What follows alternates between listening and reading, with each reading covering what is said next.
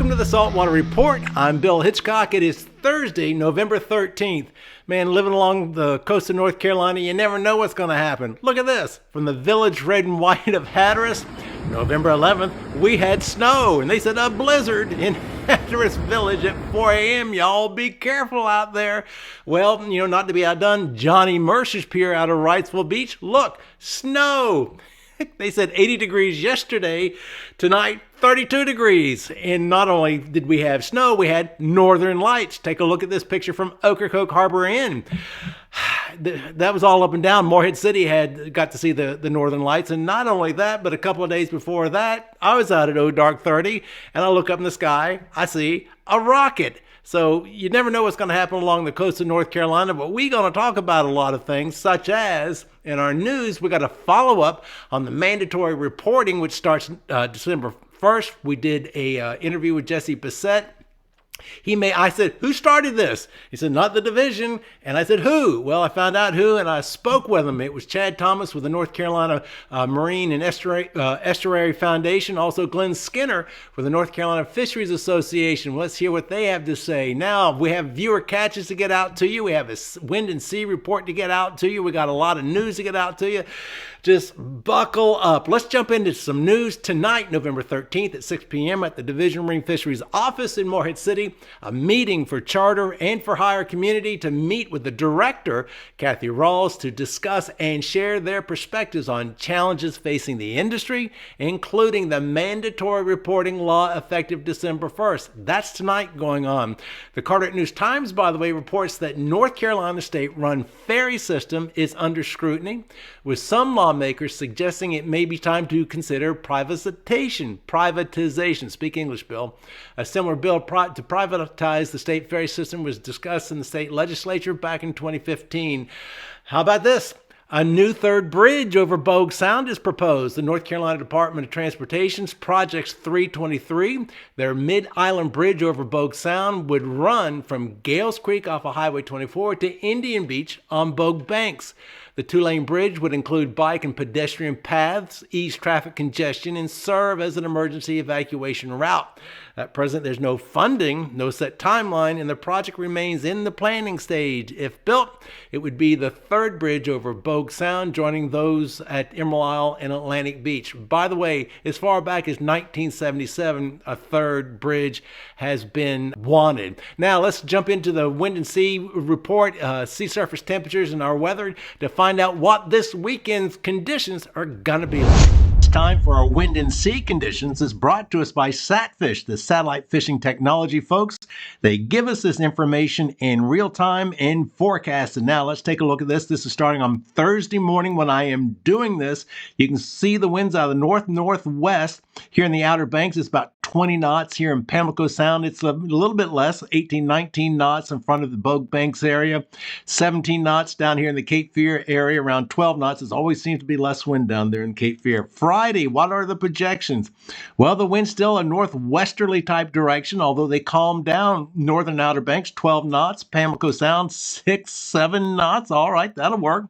In front of the Bogue Banks area, 4, 5 knots. Cape Fear, what? Look at that. A knot? Friday's the day for lack of wind. Saturday, though, it starts come more out of a westerly wind here at the northern Outer Banks, north end of Hatteras. It's around 13 knots here in Raleigh Bay, 17 knots, Onslow Bay, 13 knots, Cape Fear, 13 knots. On Sunday, the wind is shifting. It's coming out of a southwesterly direction, and it picks back up. We got about 20, 21 knot winds here, the Outer Banks here in Raleigh Bay, 26 knots down here in Onslow Bay, 25 knots down here in Cape Fear, around 22 knots. So it looks like it's going to the weekend's going to start off pretty good wind-wise, but then it's going to end up a little bit yucky. Now, let's get into the sea surface temperatures.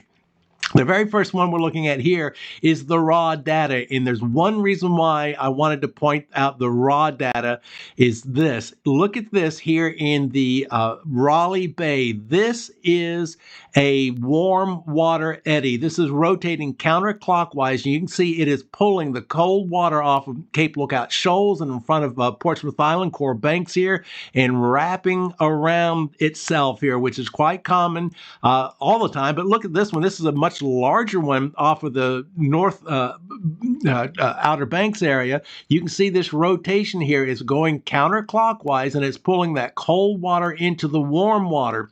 Now let's go. I'm going to have to go to the 3-day composite, because you see, whenever you see purple, there's no readings. There's been interference. So I got to go to the 3-day composite. Let's take a look at this. Most interestingly, I've been keeping an eye on the Pamlico and Albemarle Sounds for the cool down. They're still around 60, 61 degrees. You see these pockets about a degree or so cooler, but pretty consistent all the way through the Albemarle Sound, and also pretty consistent. Well, I just hit a pocket of 59 degrees, around 60 degrees all the way up the Neuse River. It warms up just a little bit, so we're looking at 60, 62 degrees off of the northern Outer Banks as we're going down the beach. It's pretty much the same thing until, yep, you got it. You hit around Hatteras. You hit the south beach of Hatteras, things start to warm up. It's around 65 degrees, and you keep working on down here. Then it gets interesting again at the Cape Lookout Shoals. It has cooled down a couple of degrees since our last show last Monday, but again, oh, look at this. I just love pointing this out, how dramatic the changes happen. Working here off the Hardy's Reef to the 90-foot drop, we go from 66 degrees to 73 degrees out to the Big Rock, which is no longer 80 degrees. It has cooled down to 78, 79 degrees. You got to go out into deeper waters to hit that 80-degree water temperatures. This buffer zone I've been referring to here in the Onslow Bay area off of Topsail and Carolina Beach, Wilmington, has kind of extended out and cooled down just a little bit at 65 degrees. The shoals here at Cape Frying Pan Shoals has cooled down a couple 3 degrees since Monday. It's around 62, and we have that buffer again from Cape Fear to the South Carolina border. This too has cooled down just a few degrees. Gulf Stream waters, again, look how deep I am with my cursor to hit 80 degrees. It is that time of year. And by the way, you'll start noticing the Gulf Stream migrating out away from the coastline as we go into wintertime. I'd like to thank Satfish, the satellite fishing technology folks, for supplying us with this information. Go to their website, satfish.com. Satfish.com, take a look at what they got. Believe me, it's about 100 times more than what I'm showing you right here. Time to get on with the coastal weather forecast. It's brought to us by the National Weather Service. Right here, you're looking at the projected high temperatures for Thursday. We basically have 60 degrees up and down the coast of North Carolina. On Friday, the high temperatures are projected in the northern Outer Banks in the upper 50s as we go on down from Cape Lookout south in the lower 60s. On Saturday, high temperatures.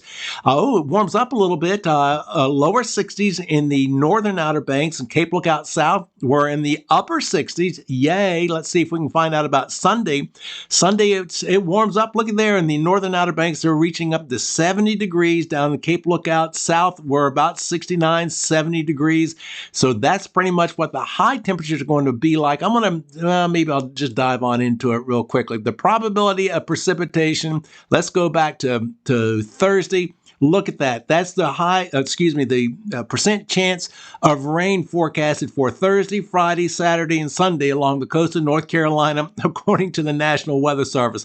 But please keep in mind, when you come to the coast of North Carolina, weather can change dramatically, quickly, so always keep an eye to the sky. Fall-time fishing looks like conditions, speckled trout and king mackerel conditions are out and about. Before we get on in with the fishing report, at the end, backside of this, we're going to get into those interviews we did with Chad Thomas and Glenn Skinner about why their organization suggested and wanted, were the driving force, maybe, of this new mandatory law of recreational fishermen having to report 5 catches of fish and commercial fishermen having to report all catches of fish. But speaking of fish, fishing report, Jeanette's Pier, they said, I just got this literally 2 minutes before I went on air here. It's a great day. Anglers have caught and released small bluefish and speckled trout. Overcast skies, ocean water temperatures around 60 degrees, like we just saw. Hatteras Jack out of Rodanthe, they said, rumor has it the drum are hitting hard baits in the surf. For you avid drum fishermen, you know that like Ocracoke and Hatteras Island, all over their advertising, we got fresh mullet, we got fresh mullet. Well, Hatteras Jack in Rodanthe is saying it ain't that, it's the hard baits. Avon Pier, they say, thanks Adam for sharing. Well, and very much so, and congratulations. Frank and Franz out of Avon, North Carolina reports of sea mullet here in Avon, as well as a few puppy drum, but most reports from up and down the beach have consisted of sharks and skates. That's been consistent for the past several days. Jacob caught a pretty puppy drum. Mullet man Michael Creech caught a cooler full of sea mullet on ramp 38. And Benny and Kaylee posed outside the shop with their puppy drum they caught. It was Kaylee's first drum. Yay, Kaylee. Central area out of the Crystal Coast, this is the area. Flying Tide charters out of Atlantic Beach. They say me, Captain Ricky Parnell, and a few others went out to see what the cold front had to offer despite the strong winds.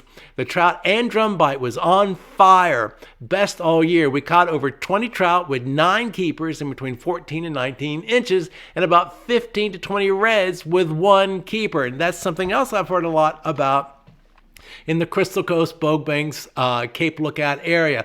Lots of speckled trout, most of them short, but lots of speckled trout and lots of puppy drum going on. Now, in the southern area, Surf City Pier. Tree, that's the name, caught a variety of fish since last night, and this is literally last night. Black drum, speckled trout, spot, sea mullet, and puffers. Said she lost a red drum too.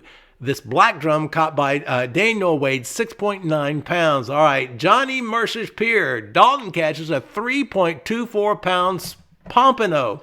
All right, I don't know what's going on down there. As you may recall, in Monday's report, it was the Jolly Roger Pier. They had a guy that caught a 5.5 pound pompano. Now let's shift gears again. In May going into June of this year, it was Ocracoke North was catching these Mondo pompano, 2 to 5 pound pompano.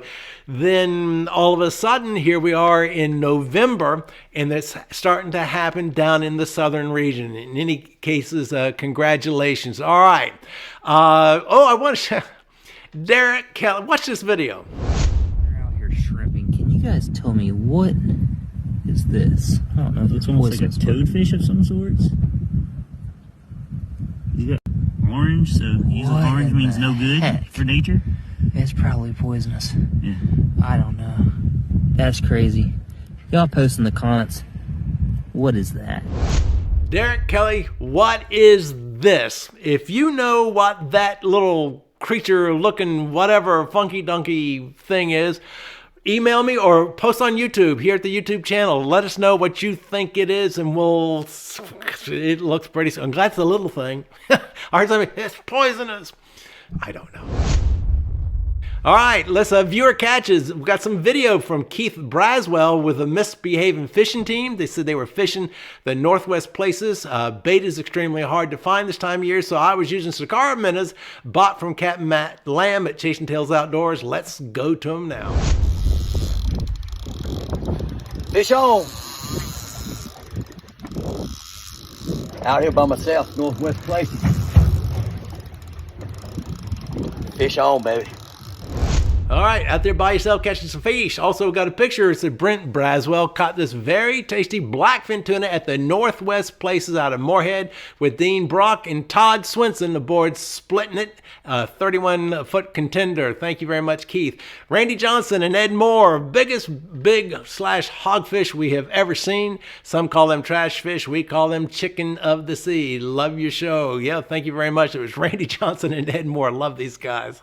Bill Wallace, he says, hi, Bill. I caught this 24-inch speckled trout at night on November 5th during the full moon. Caught on a Power Prawn Junior on Topsail Island. Fish was released alive in good shape. It is my personal best trout to date. You have a great show. Thanks, Bill Wallace. And thank you, Bill. Now, this is what I wanted to get into that I was saving this towards the backside of the show on the mandatory reporting. I interviewed, it was last week, and I'll put the link in the comments section here. I interviewed Jesse Bissett with the North Carolina Division of Marine Fisheries about the upcoming mandatory reporting law that goes into effect December 1st, which will require all recreational fishermen to report to the Division of Marine Fisheries their catches of speckled trout, gray trout, stripers, drum, and flounder. Also, commercial fishermen got to report everything they catch, whether they sell it or not. During that interview, I asked Jesse, why did this come about? Why did this mandatory law come about? What was the purpose of this to be instituted? And Jesse replied, he said, and I quote, "So the Division of Marine Fisheries is not the entity that actually requested this legislation. It was a couple of outside stakeholder groups that kind of got together and talked to the General Assembly about this requirement, about getting this requirement put into effect." So I went, whoa, time out, let's stop here. I asked him, I said, well, who are these stakeholder groups? And he said the North Carolina Fisheries Association, the Commercial Fishing Trade Group, and the North Carolina Marine and Estuary Foundation. Okay. I contacted Glenn Skinner with the North Carolina Fisheries Association and Chad Thomas with the North Carolina Marine and Estuary Foundation. I asked Chad Thomas, I said, why his group felt a need for this new mandatory reporting law for the commercial fishermen. So it kind of goes back to the long session in 2023. And a little bit before that, as we were looking our foundation, which is a new nonprofit, looking at how we can be helpful. How can we help the Division of Marine Fisheries, the Wildlife Resources Commission, fill data gaps? Because when you look at the fishery management plans, it's woven through all of them. The need for better data, new data, more consistent data, data with less error, those type things. And the division's done a really good job of trying to improve their estimates of error to make those better, over time. What our foundation had recognized is listening to many of the Marine Fisheries Commission meetings, particularly as it pertained to the commercial harvest reporting, was a data gap and an opportunity to get more information to answer a question. And the question was simple. So on average, again, speaking averages here, about 6,000 commercial fishing licenses are sold in North Carolina. And of those, on average, 6,000, only about 2,000 actually report any harvest. So the law, as it stands now, is that you only have to tell it if you sell it. So that's the way that it's been. So there's roughly 4,000 commercial license holders that pay the state of North Carolina, $400+ to have these licenses. And many management plans will look at those 4,000 license holders as being a data gap. And depends on what your thoughts are. Either they're not doing anything by way of having an impact on the species and the management, or they are. I then asked Chad the same question about the recreational fishermen.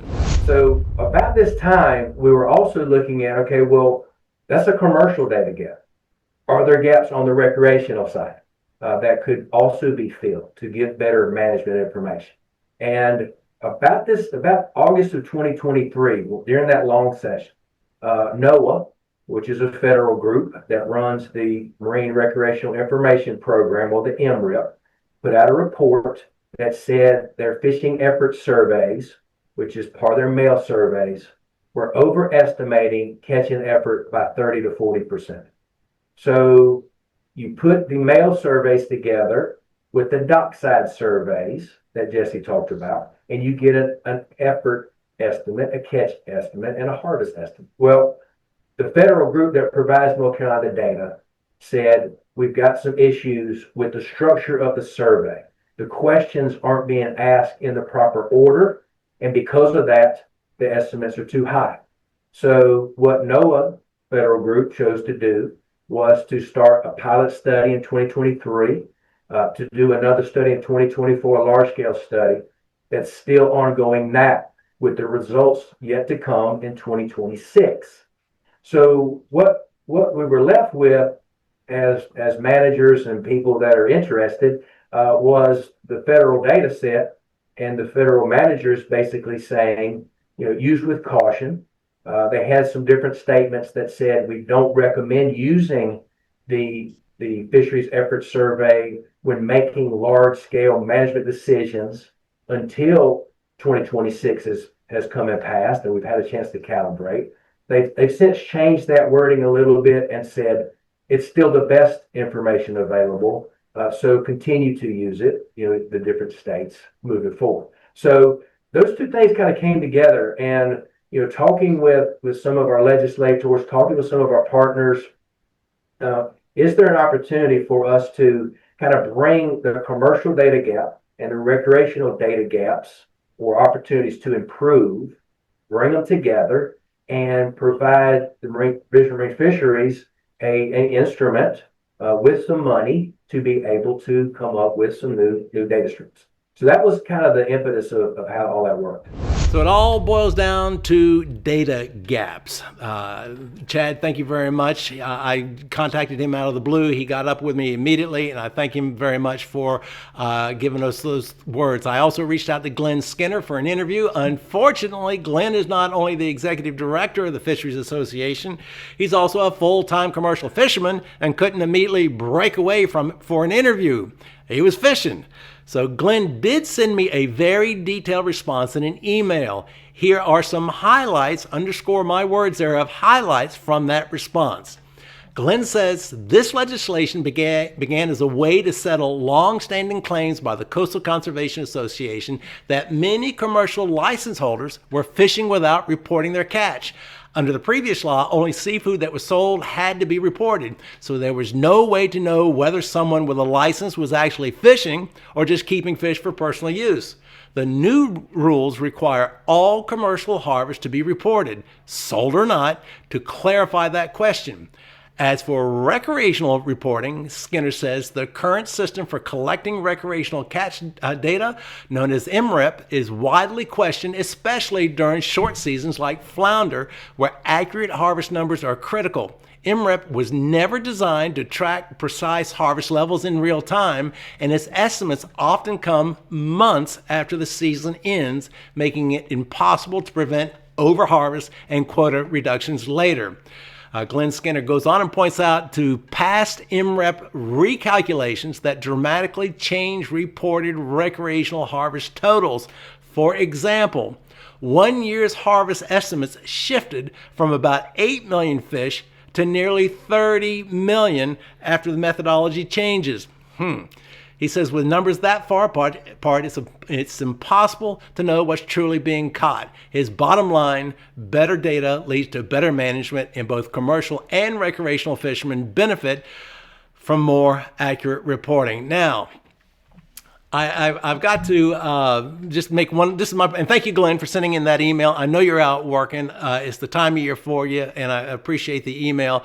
But we want better data for better management. Unfortunately, for a lot of us, self-included, we equivocate that to more being able to catch more.